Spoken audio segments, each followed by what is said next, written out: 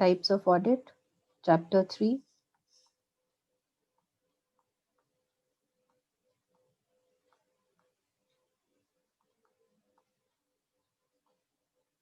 And in this, we were discussing about continuous audit. और continuous audit के हमने advantages and disadvantages discuss किए थे. Precautions क्या हैं? क्या एहतियात बरतने चाहिए? Precautions.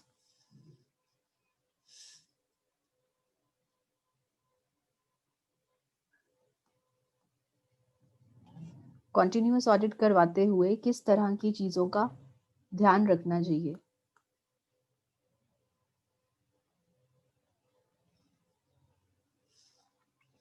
First is instructions to the employees. Instructions to employees, जो आपकी ऑर्गेनाइजेशन में कर्मचारी हैं उनको आप इंस्ट्रक्ट कीजिए, उनको आप निर्देश दीजिए. क्या निर्देश दीजिए? कि एक बार जो बुक्स ऑडिट हो गई उसमें किसी भी तरीके का छेड़छाड़ ना किया जाए.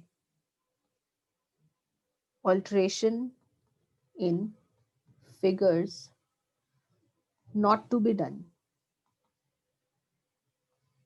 कि जो बुक्स ऑफ अकाउंट्स एक बार ऑडिट हो गई उनमें फिगर्स के साथ छेड़छाड़ ना करी जाए.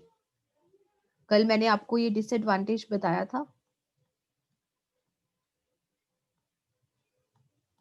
क्या डिसएडवांटेज किया था हमने जब हमने डिस्कस किया था कंटिन्यूअस ऑडिट के बारे में? कि जो बुक्स एक बार ऑडिट हो जाती हैं, क्योंकि जो ऑडिट है वो पूरा साल चलता रहता है. तो मान लीजिए ये है आपका April, May, June and here is next year का मार्च.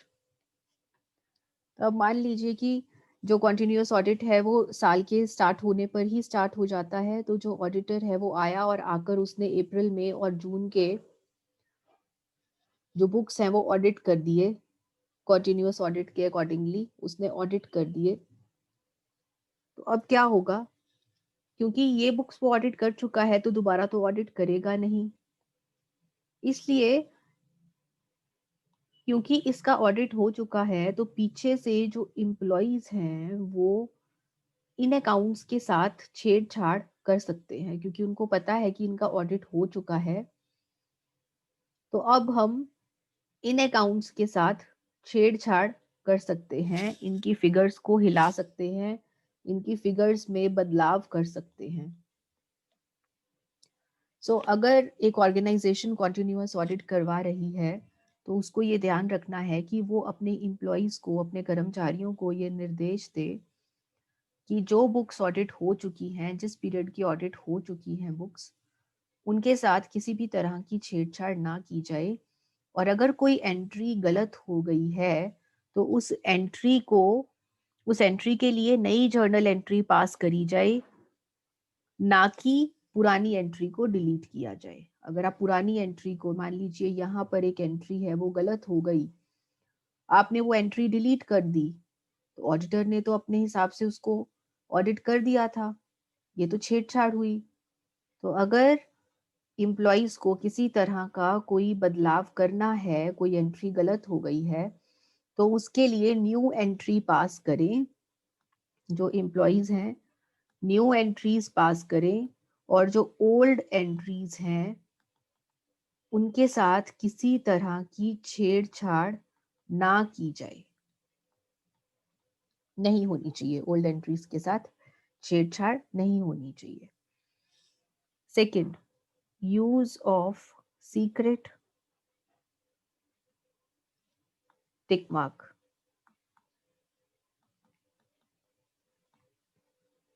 ऑडिटर को चाहिए कि जो बुक्स वो ऑडिट कर चुका है उसमें वो ऑडिट करने के लिए डिफरेंट कलर्ड इंक यूज करे.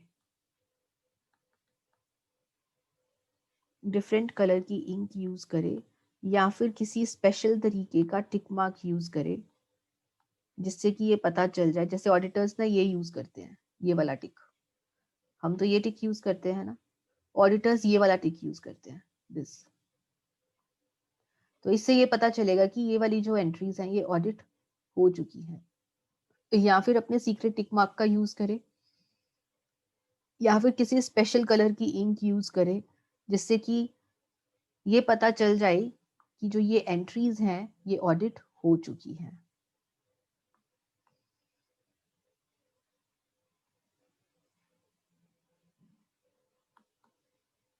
और क्या एहतियात बरतने चाहिए? यूज ऑफ नोटबुक,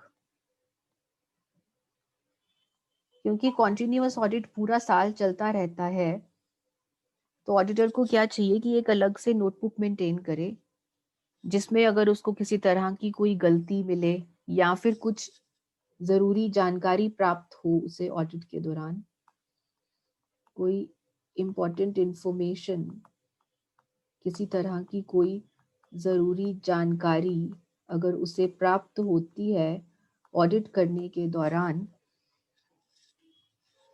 या फिर अगर उसने कहीं पे कुछ बदलाव किया है, अमेंडमेंट्स मेड, अगर उसने बुक्स ऑफ अकाउंट्स में कुछ बदलाव किए हैं, तो ऐसी जरूरी जानकारी और बदलाव के बारे में वो कहाँ पे नोट करेगा? नोट करेगा इन द नोटबुक। तो अपनी एक नोटबुक मेंटेन करके रखे जिसमें वो ये सब जानकारी साथ साथ लिखता रहे, ताकि बाद में उसको किसी तरह की कोई प्रॉब्लम ना आए। Next is systematic programme.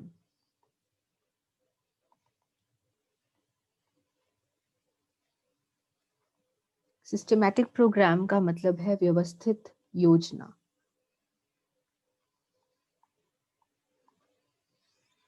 व्यवस्थित योजना, क्योंकि ऑडिटर को बुक्स का ऑडिट पूरा साल ही करते रहना है, तो उसे चाहिए कि वो कोई योजना बनाए और उस योजना के अंतर्गत अपना जो ऑडिट है वो पूरा करे। जैसे कि मान लीजिए वो डिसाइड करे कि मैं हर महीने ऑडिट करूंगा, तो अप्रैल का ऑडिट वो अलग करे, मई का अलग करे।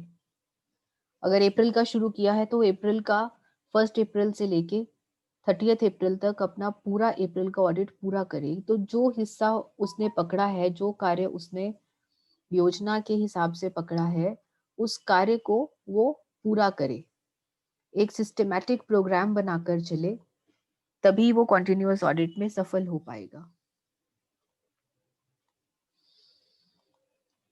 Preparation of progress table. What is progress table? Progress means प्रगति, कितना काम हो गया, कितना नहीं हुआ, उसके लिए वो एक टेबल बनाए। जैसे मान लीजिए ये टेबल बना लिया, तो उसने यहाँ पर लिखा अप्रैल, अप्रैल के मंथ की क्या कैश बुक चेक हो गई? हाँ जी, हो गई। इस तरह से वो टेबल बना ले। अप्रैल, क्या कैश बुक चेक हो गई अप्रैल की?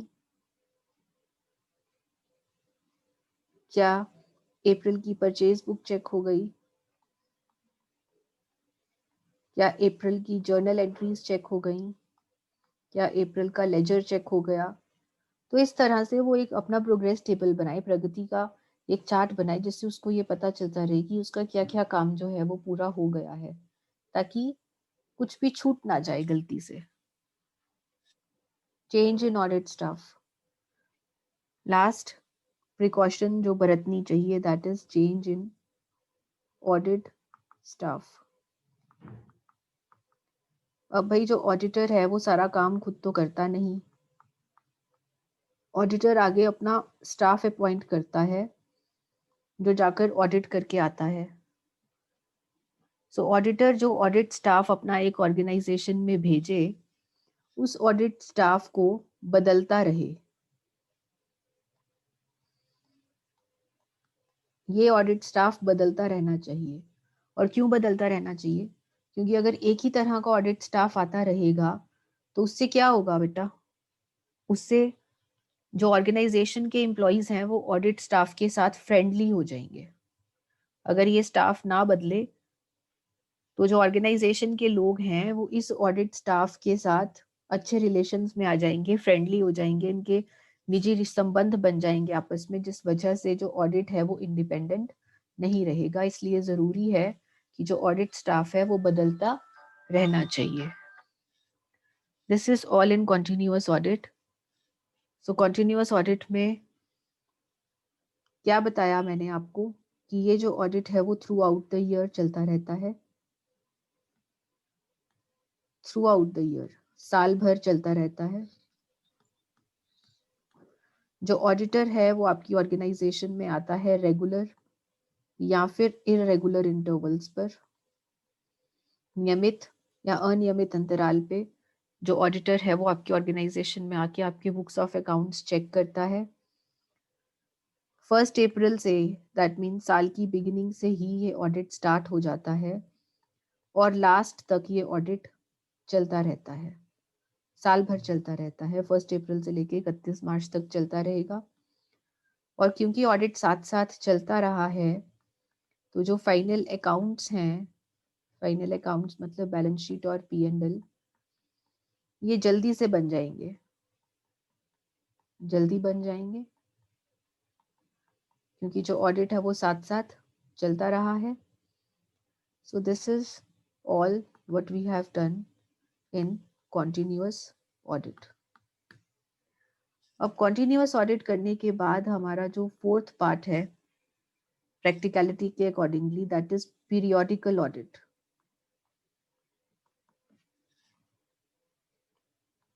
आज हमने स्टार्ट करना है पीरियोडिकल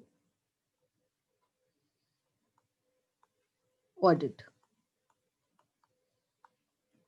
कॉन्टिन्यूअस ऑडिट का उल्टा है पीरियोडिकल ऑडिट। कॉन्टिन्यूअस ऑडिट में जो ऑडिट है वो साल की स्टार्टिंग से स्टार्ट हो जाता है और एंड तक चलता रहता है थ्रू आउट द ईयर। लेकिन जो पीरियोडिकल ऑडिट है वो कब स्टार्ट होता है, जब साल खत्म हो जाता है, end of the financial year. ये कब स्टार्ट होता है, जब आपका फाइनेंशियल ईयर खत्म हो जाता है। और आपका फाइनेंशियल ईयर कब खत्म होता है, 31 मार्च। तो जैसे ही आपका फाइनेंशियल ईयर खत्म होता है तब पीरियोडिकल ऑडिट स्टार्ट होता है। तो मोस्टली हम जिस ऑडिट की बात करते हैं वो पीरियोडिकल ऑडिट ही होता है, क्योंकि ये साल खत्म होने पर 1 साल के लिए बुक्स ऑडिट की जाती हैं इसमें, इसलिए हम इसको एनुअल या फिर फाइनल ऑडिट भी कहते हैं। तो क्या फर्क हुआ कॉन्टिन्यूअस एंड पीरियोडिकल ऑडिट में? भाई कॉन्टिन्यूअस ऑडिट में ऑडिटर बार बार विजिट करता है, साल भर ऑडिट चलता रहता है। लेकिन पीरियोडिकल ऑडिट में साल भर ऑडिट नहीं चलता, ऑडिटर एक ही बार आता है, जब साल खत्म हो जाता है, साल खत्म होने के बाद एक ही बार आता है और एक ही बार आके सारे के सारे अकाउंट्स को एक ही बार चेक कर लेता है।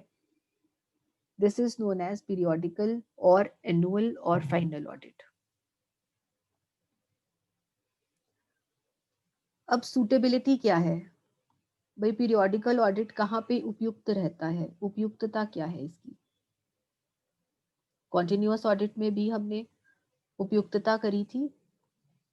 देखो जो हमने कॉन्टिन्यूअस ऑडिट में इसकी सूटेबिलिटी करी थी ना, उसके सारे उल्टे पॉइंट्स वो याद कर लीजिए और वहां से सब कुछ उल्टा कर दीजिए, opposite of continuous audit.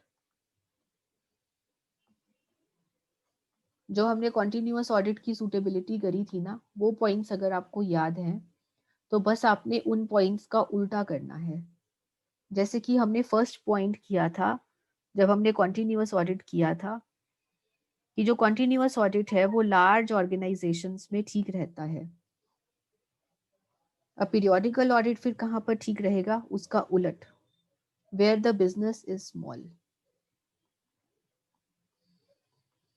Where the business is small, जहाँ पे छोटा बिजनेस है, स्मॉल बिजनेस है, वहां पे बहुत सारी ट्रांजैक्शंस तो होंगी नहीं, वहां पे लेस ट्रांजैक्शंस हैं। क्योंकि ट्रांजैक्शंस कम है तो अगर ऑडिटर एक ही बार आए तो भी चलेगा, एक ही बार आए और सारा काम निपटा कर चला जाए, क्योंकि ट्रांजैक्शंस बहुत ज़्यादा नहीं है, इसलिए ऑडिटर को बार बार विजिट करने की ज़रूरत नहीं है। सो यहाँ पर जो पीरियोडिकल ऑडिट है वो सही रहता है। Second, where interim accounts are not required.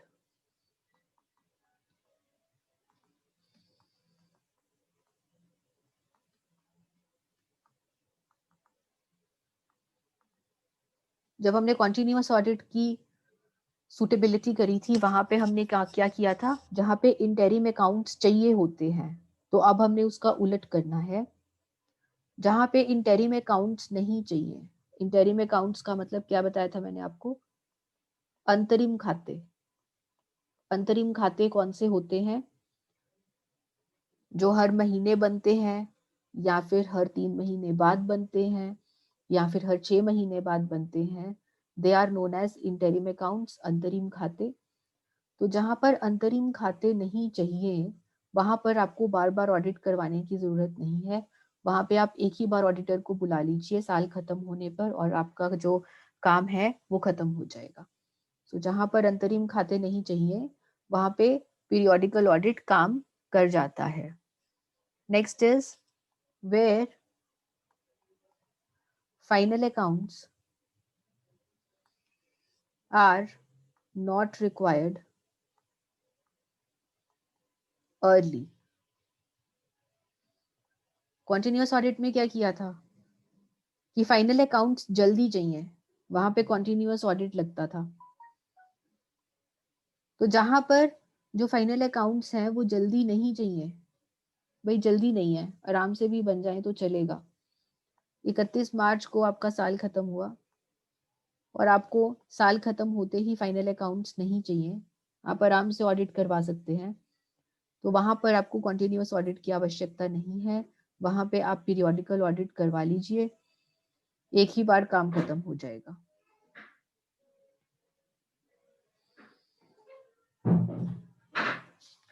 Next is where internal check system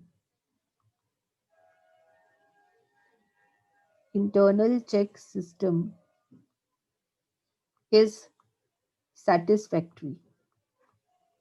continuous audit में हमने इसका उल्टा किया था, जहां पे इंटरनल चेक सिस्टम अनसेटिस्फैक्ट्री होता है वहां पे कॉन्टिन्यूअस ऑडिट लगता है, और जहां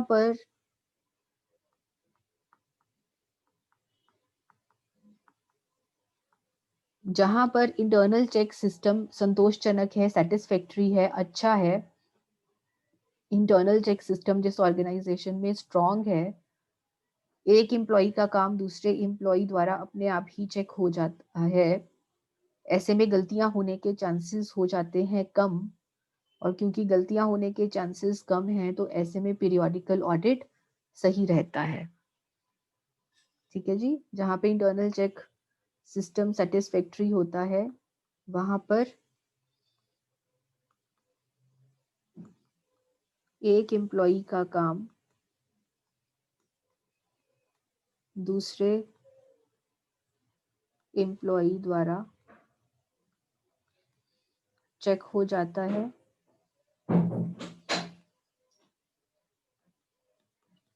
और क्योंकि काम चेक हो जाता है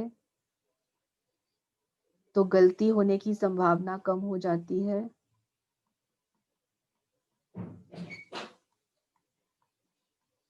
और जब गलती की संभावना कम है तो वहां पर कॉन्टिन्यूअस ऑडिट की ज़रूरत नहीं है, आप पीरियोडिकल ऑडिट करवा सकते हैं, आप साल के एंड पे ही एक ही बार ऑडिट करवा सकते हैं।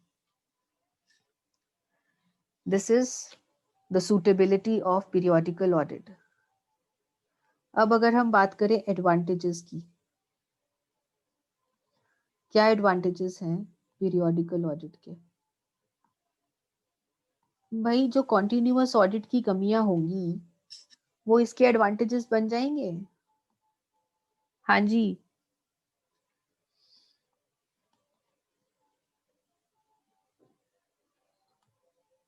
आपने कॉन्टिन्यूअस ऑडिट के डिसएडवांटेजेस किए थे,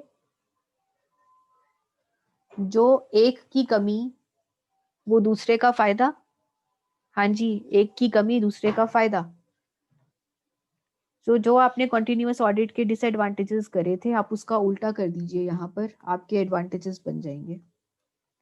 जैसे हमने कंटिन्यूअस ऑडिट में किया था, डिसएडवांटेजेस में क्या किया था कि वहां पर ऑल्ट्रेशन जो फिगर्स है उसके साथ छेड़छाड़ की संभावना रहती है, आप उसका उल्टा कर दीजिए, नो ऑल्ट्रेशन ऑफ फिगर्स। वो कह रहे हैं कि यहाँ पर फिगर्स के साथ छेड़छाड़ पॉसिबल नहीं है। क्यों पॉसिबल नहीं है? क्योंकि ऑडिटर एक ही बार विजिट करेगा, वन टाइम विजिट करेगा, और एक ही बार विजिट करके सारा काम पूरा कर देगा, अपना सारा ऑडिट कंप्लीट करेगा। क्योंकि सारा ऑडिट एक ही बार में कंप्लीट हो रहा है, तो यहाँ पर फिगर्स के साथ छेड़छाड़ की संभावना नहीं है। सो ये एक एडवांटेज है पीरियोडिकल ऑडिट का। कॉन्टिन्यूअस ऑडिट में हमने किया था कि भाई टाइम कंज्यूमिंग बहुत है, ऑडिटर बार बार आता है और डिस्टर्ब करता है काम को। यहाँ पर क्या है, सेविंग ऑफ टाइम, उसका उल्टा सेविंग ऑफ टाइम। यहाँ पर टाइम बहुत सेव होता है। क्यों? क्योंकि ऑडिटर एक ही बार आता है और एक ही बार में अपना सारा ऑडिट कंप्लीट करता है, इसलिए यहाँ पर बहुत सारा टाइम बच जाता है। कॉन्टिन्यूअस ऑडिट में हमने किया था, this is an expensive system, this is an expensive audit. लेकिन जो पीरियोडिकल ऑडिट है, this is less expensive. Less expensive क्यों है? क्योंकि जो ऑडिटर है वो एक ही बार आ रहा है, सो उसको ज्यादा पेमेंट करने की जरूरत नहीं है। So this is less expensive system. अगर आप ऑडिटर को बार बार बुलाएंगे तो बट ऑब्वियस है कि आप उसको सैलरी भी ज्यादा देंगे, रेम्यूनरेशन भी ज्यादा देंगे। तो अगर आप ऑडिटर को एक ही बार बुला रहे हैं तो वो लेस एक्सपेंसिव पड़ेगा, सस्ता पड़ेगा। Convenience, what is convenience? Convenience का मतलब है सुविधाजनक। भाई जो पीरियोडिकल ऑडिट है वो सुविधाजनक है। क्यों सुविधाजनक है? क्योंकि यहाँ पे ना जो ऑर्गेनाइजेशन का काम है वो बार बार डिस्टर्ब नहीं होता। जिस ऑर्गेनाइजेशन का ऑडिट हो रहा है उस ऑर्गेनाइजेशन का जो काम है वो डिस्टर्ब बार बार नहीं होता, बार बार डिस्टर्ब नहीं होता। जो काम है वो स्मूथली चलता रहता है, इसलिए सुविधाजनक है, ना सिर्फ ऑर्गेनाइजेशन के लिए बल्कि ऑडिटर के लिए भी। ऑडिटर के लिए सुविधाजनक कैसे है? भाई ऑडिटर को बार बार नहीं आना पड़ेगा, एक ही बार आकर अपना सारा काम खत्म कर देगा। इसलिए जो पीरियोडिकल ऑडिट है वो ना सिर्फ ऑडिटर के लिए सुविधाजनक है बल्कि ऑर्गेनाइजेशन के लिए भी ठीक रहता है। Continuity of work, continuity of work में क्या है? कॉन्टिन्यूअस ऑडिट में हमने क्या किया था? भाई काम बहुत डिस्टर्ब होता है क्योंकि ऑडिटर बार बार आता रहता है। लेकिन यहाँ पर ऐसा नहीं है, यहाँ पे जो ऑर्गेनाइजेशन का काम है वो बिना रुके चलता रहेगा। क्यों? क्योंकि जो ऑडिटर है वो बार बार नहीं आएगा। ऑडिटर बार बार नहीं आएगा, इसीलिए जो ऑर्गेनाइजेशन का काम है बिना रुके चलता रहेगा।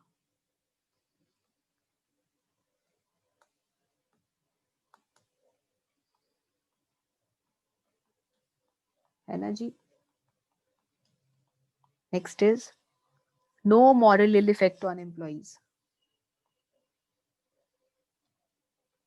गलत प्रभाव नहीं पड़ेगा एम्प्लॉइज के ऊपर।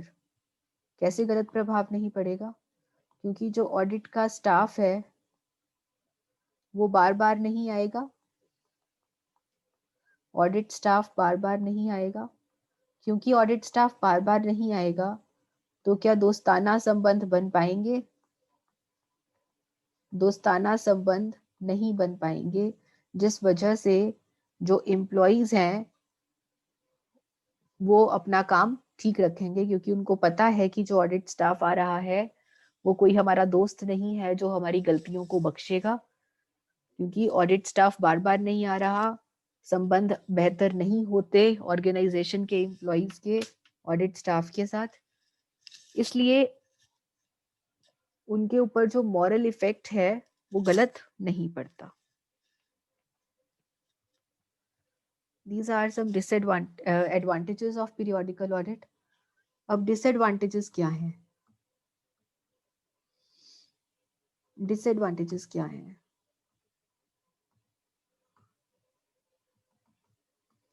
बस आप एडवांटेजेस कर लीजिए कॉन्टिन्यूअस ऑडिट के। जो आप कॉन्टिन्यूअस ऑडिट के एडवांटेजेस करेंगे आप उसका ऑपोजिट कर दीजिए तो आपके पीरियोडिकल ऑडिट के एडवांटेजेस बन जाएंगे। क्या डिसएडवांटेजेस हैं? Know detailed checking. वहां पर हमने क्या किया था कि कॉन्टिन्यूअस ऑडिट में डिटेल्ड चेकिंग पॉसिबल है, यहाँ पर डिटेल्ड चेकिंग नहीं हो पाती। Know detailed checking. विस्तृत जांच, यहाँ पर विस्तृत जांच नहीं हो पाती। क्यों नहीं हो पाती? क्योंकि एक ही बार ऑडिट ने आना है, ऑडिटर ने आना है, सारा काम खत्म करना है, सो जो डिटेल्स हैं वो अच्छे से चेक नहीं हो पाती हैं यहाँ पर। कॉन्टिन्यूअस के टाइम पे हमने किया था कि वहाँ पे जो एरर्स एंड फ्रॉड्स हैं वो जल्दी डिटेक्ट हो जाते हैं, लेकिन पीरियोडिकल ऑडिट में देरी हो जाती है detection of errors and frauds. जो एरर्स एंड फ्रॉड्स हैं उनके पता लगने में देरी हो जाती है।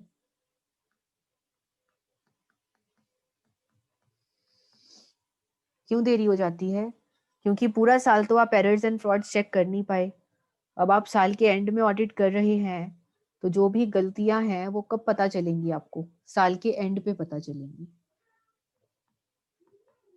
गलतियां साल खत्म होने पर पता चलेंगी।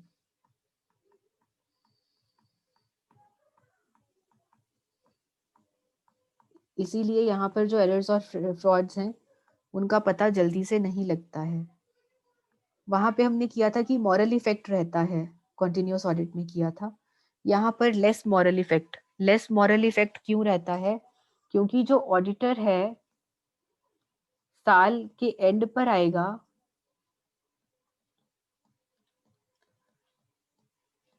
हाँ जी, साल के खत्म होने पर आएगा जो ऑडिटर है, इसलिए जो एम्प्लॉइज हैं ऑर्गेनाइजेशन के वो लापरवाह हो जाते हैं, केयरलेस हो जाते हैं, लापरवाह हो जाते हैं कि भाई एम्प्लॉय तो एंड में आएगा, तब तक जो करना है जैसे करना है करो। So less of moral impact. Next, delay in audit report.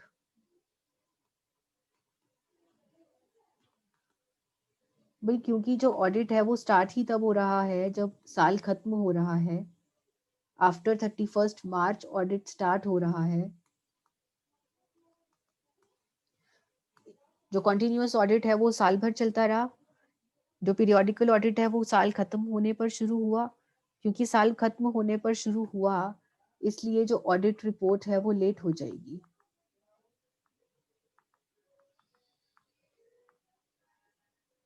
क्योंकि काम पहले ऑडिटर अपना काम पूरा करेगा, पहले अपना ऑडिट पूरा करेगा, उसके बाद ही तो ऑडिट रिपोर्ट तैयार करेगा। सो यहाँ पर फाइनल अकाउंट्स बनने में और ऑडिट रिपोर्ट तैयार करने में हो जाती है देरी। Unsuitable for large enterprises. जो बड़ी बड़ी बिजनेसेस हैं, जो बिग बिजनेसेस हैं, क्योंकि बिग बिजनेसेस में बहुत सारी लॉट्स ऑफ ट्रांजैक्शंस होती हैं, बहुत सारी ट्रांजैक्शंस होती हैं, सो वहाँ पर पीरियोडिकल ऑडिट सही नहीं रहता। वहाँ पर पीरियोडिकल ऑडिट कारगर नहीं रहता, क्योंकि जो जहाँ पे बहुत सारी ट्रांजैक्शंस होती हैं वहाँ पे अगर अब बार बार ऑडिट चलेगा तो ज़्यादा अच्छा रहेगा।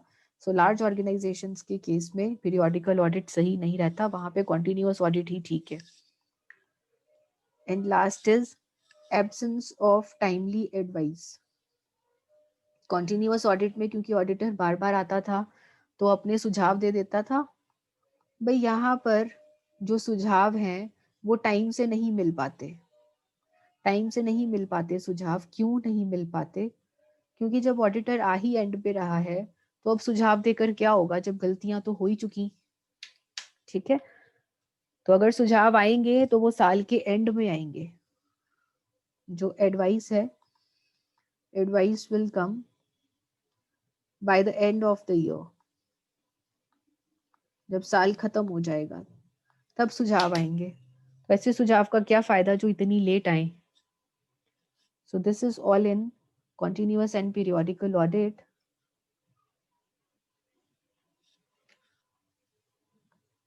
क्या था कॉन्टिन्यूअस ऑडिट में? वे कॉन्टिन्यूअस ऑडिट में जो अकाउंट्स हैं वो साल भर ऑडिट होते हैं। ऑडिटर है वो बार बार विजिट करता है और आकर बीच बीच में आपके अकाउंट्स को चेक करता रहता है। क्योंकि जो ऑडिट है वो साल भर चला, इसलिए यहाँ पे जो फाइनल अकाउंट्स है वो जल्दी बनकर तैयार हो जाते हैं। और आज हमने कॉन्टिन्यूअस ऑडिट के कुछ प्रिकॉशंस करे कि अगर आप चाहते हैं कि कॉन्टिन्यूअस ऑडिट अच्छे से हो तो आपको क्या करना है। आपको अपने एम्प्लॉयज़ को निर्देश देने हैं कि जो अकाउंट्स ऑडिट हो चुके हैं उनमें किसी भी तरह का छेड़छाड़ ना किया जाए, और अगर कुछ मिस्टेक हो भी गई है तो नई एंट्री पास करके उसको ठीक किया जाए, ना कि पुरानी जर्नल एंट्री में छेड़छाड़ किया जाए। ऑडिटर को चाहिए कि वो सीक्रेट टिक मार्क यूज करे।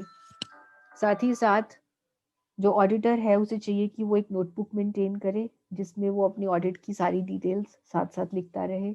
कोई ज़रूरी जानकारी उसको ऑडिट के दौरान मिली है या फिर उसने ऑडिट के दौरान कुछ बुक्स में चेंजेस करे हैं, तो ये सब वो अपनी नोटबुक में साथ साथ लिखता रहे और एक व्यवस्थित योजना बनाकर चले ताकि जो काम है वो बीच में अधूरा ना रहे। और साथ ही वो अपना एक प्रगति का चार्ट बनाता रहे जिसमें वो देखता रहे कि उसने किस हद तक अपना काम जो है वो पूरा कर लिया है। अपने ऑडिट स्टाफ को, जो ऑडिटर है वो बदलता रहे। क्यों बदलता रहे? अगर ये ऑडिट स्टाफ नहीं बदला जाएगा तो ये ऑडिट स्टाफ ऑर्गेनाइजेशन के कर्मचारियों के साथ हो जाएगा दोस्ताना, जिसकी वजह से ऑडिटर का जो काम है वो, जो ऑडिट है वो इंडिपेंडेंट निष्पक्ष नहीं हो पाएगा। और जो ऑर्गेनाइजेशन के एम्प्लॉयज़ हैं वो नेग्लिजेंट हो जाएंगे, लापरवाह हो जाएंगे कि ये तो हमें जानते ही हैं, ये क्या हमारी गलतियां निकालेंगे। सो this is in continuous audit. And what's in periodical audit? Continuous audit का उल्टा है पीरियोडिकल ऑडिट। जब ऑडिटर साल खत्म होने पर आपकी ऑर्गेनाइजेशन में आता है बुक्स को ऑडिट करने के लिए, that is known as periodical audit.